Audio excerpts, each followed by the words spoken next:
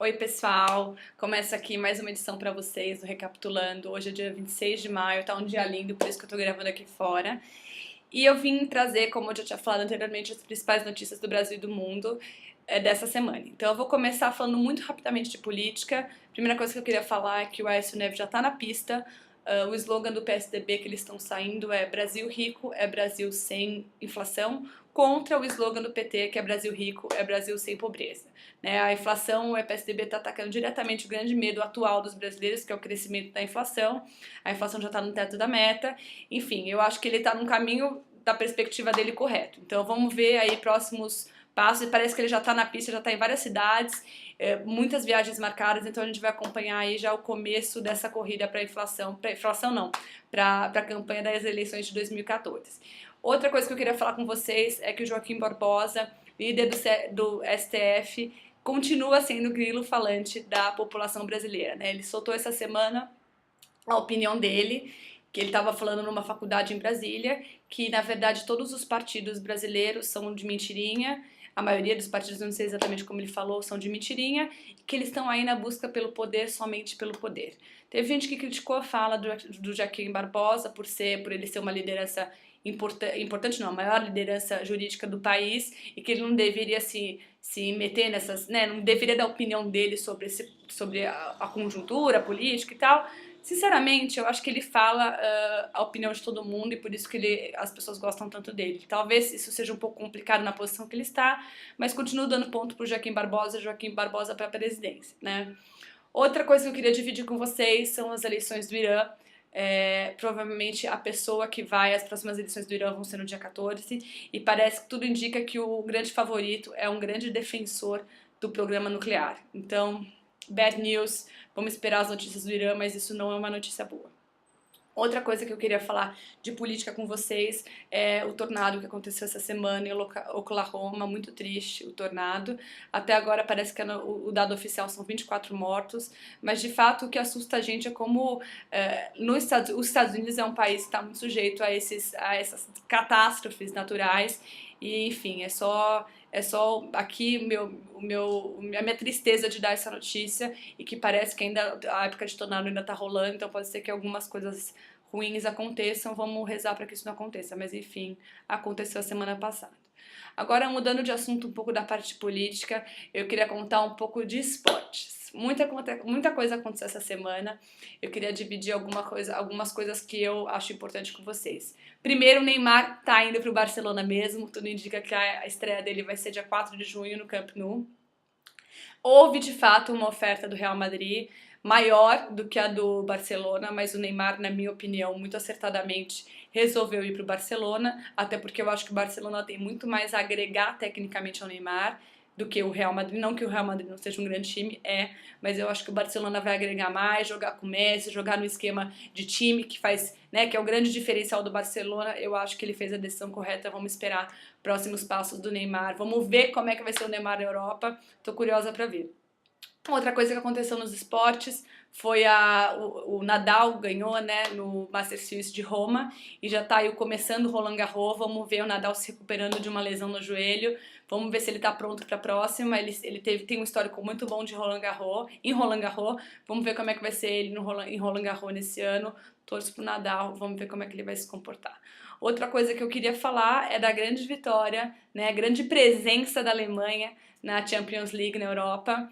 A final foi Borussia e Bayern de Munique ganhando a final aí desse torneio. Mostram já que eles estão numa campanha muito boa, ganharam do Barcelona, enfim, estão com um time muito forte. E eu acho que, na verdade, o que eu penso é que a Espanha já é uma candidata muito forte para a Copa de 2014. O que eu queria enfatizar nesse programa de hoje é que a Alemanha também é uma candidata forte. A final da Champions League com 2 times alemães já mostra que eles têm muito a oferecer e vão dar muito trabalho na Copa de 2014, na minha opinião.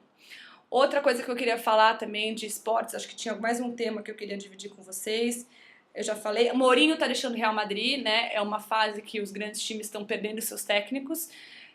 O técnico do Manchester United saiu semana passada ou retrasada, que já estava na profissão, já estava no time faz tempo, e agora o Mourinho deixa um legado importante o Mourinho deixa no Real Madrid. Vamos ver agora para onde ele vai, se ele vai para algum lugar, se já está definido, eu ainda não sei, mas que ele deixa o Real Madrid, acho que isso é um tópico importante para a gente discutir, né? Eu tinha que falar isso aqui hoje. Outra coisa também que eu queria falar, mais no cenário nacional, Paulinho, provavelmente do Corinthians, vai deixar o time. O grande candidato aí a ter o Paulinho é o Inter de Milão, mas tem outros times ainda lutando por ele. Vamos ver para onde o Paulinho vai. Ele tem tá indo muito bem no Corinthians, está contribuindo muito com o time, mas tudo indica que ele vai para a Europa. Eu acho que é o movimento correto para esses jogadores, Neymar, Paulinho. Tem que fazer mesmo uma MBA na Europa para voltar contribuindo ainda mais para a seleção brasileira, para saber jogar melhor com o time. Eu acho que, na verdade, o Paulinho está fazendo um bom trabalho como time. Mas enfim, eu acho que vai ser um bom MBA para ele. Se ele, não sei, a gente ainda não sabe para qual clube ele tá indo, mas eu acho que vai ser uma boa escola para o Paulinho também. Agora, saindo de esportes, eu acho que eu já falei tudo que eu queria de esportes. Eu vou falar um pouco para vocês de cultura. Saiu essa semana o novo livro do Dan Brown, que é o autor de Código da Vinci. O novo livro dele chama-se Inferno, se passa em Florença e é uma obra baseada no trabalho do Dante Alighieri. Então parece que assim os livros já estão vendendo bastante. Tem uma menina que trabalha comigo que já começou a ler, acho que já até terminou essa semana, então parece que é coisa boa. Eu não conheço a obra, não li Código da Vinci, não li os outros livros do Dan Brown, mas tudo indica que dentro do estilo dele parece que é um bom livro também. Então se você gosta de Dan Brown, pode ir à livraria pegar o seu. Outra coisa que eu queria falar também de cultura é que, cobrindo um pouco de novo o Festival de Cannes que estava rolando essa semana também, as grandes estrelas do Festival de Cannes essa semana foram os irmãos Coen, para variar, né?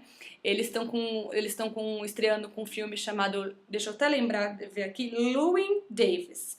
Desculpa ter que colar o nome do filme, mas não é tão fácil. Llewyn Davis, que é o filme deles que fala um pouco da cena musical de Nova York nos anos 60, um pouco uma pegada meio folk, enfim. Tudo indica que deve ser uma coisa interessante. Os irmãos Coen sempre, eles têm uma ironia aí, né, no jeito deles, parece que tem um gato no meio do filme, enfim, é aquelas coisas de irmãos Coen. Eu acho que vai ser um filme bacana da gente assistir quando chegar no Brasil, né. Outra coisa que eu queria dividir com vocês, além de Cannes, super importante que aconteceu essa semana, foi vendido em Nova York por 2.200.000 dólares uma obra chamada Contrarrelevo da artista brasileira Lígia Clark. Ela foi então um recorde de obras, de obra brasileira vendida no leilão em Nova York. Eu acho que com certeza isso abre um pouco a cabeça, né? A gente tem que ficar de olho mais nos nossos artistas. Ela já é uma artista que já faleceu, mas eu acho que é muito importante pra gente. Às vezes lá fora eles reconhecem mais os nossos artistas do que aqui dentro. De lição de casa pra vocês, eu indico muito que vocês entrem num site chamado www.ligiaclark.org.br, que fala um pouco da obra da Lígia, um pouco da história dela, e é um pouco de aprendizado pra gente. Se a pessoa for reconhecida lá nesses termos, a gente tem que saber qual que foi o trabalho dela. É uma lição de casa que todo brasileiro tem que fazer nesse momento. Já deveria ter feito, mas agora, quando ela é notícia por um recorde assim, mais ainda. Ela tem uma instituição chamada O Mundo de Lígia Clark, que acaba alimentando esse site. Então, acho que se você gosta de cultura, se você gosta de artes, lição de casa, entre e dá uma olhada nesse site. Outra grande, na verdade não é tão grande notícia, mas para quem gosta de decoração, começa essa semana, na terça-feira, 2 mostras super importantes no Brasil, que é a Casa Cor e a Mostra Black. Então, se você gosta de decoração, a partir de terça-feira, corre lá, devem ter coisas diferentes, né? Pra gente ver algumas novidades no cenário de decoração. Agora, por último, vamos falar de economia. Eu queria dar como grande notícia, eu acho que essa semana foi uma semana das mulheres. A Marissa Mayer, que é do Yahoo, né, antiga Google, comprou o Tumblr, que é um site de microblogs, por 1 bilhão e 100 milhões de dólares. Né? Parece que o presidente do Tumblr vai continuar no cargo. O grande desafio da Marissa é manter essa empresa independente, né? Manter o Tumblr independente, coisa que não aconteceu com as outras empresas que o Yahoo havia comprado, como por exemplo o Flickr, que é um site de foto, acabou se perdendo na burocracia do Yahoo. Vamos ver como que o Tumblr vai se comportar depois de adquirido pelo Yahoo, mesmo mantendo o presidente né, com independência, pelo menos é o que ela fala. Vamos ver se ele vai conseguir fazer o que ele vem fazendo no passado. O grande desafio da Marissa Mayer, pelo que eu já li, é transformar o Yahoo numa empresa mais jovem, né, que acompanhe mais o movimento do usuário, enfim. torna a empresa um pouco mais jovem.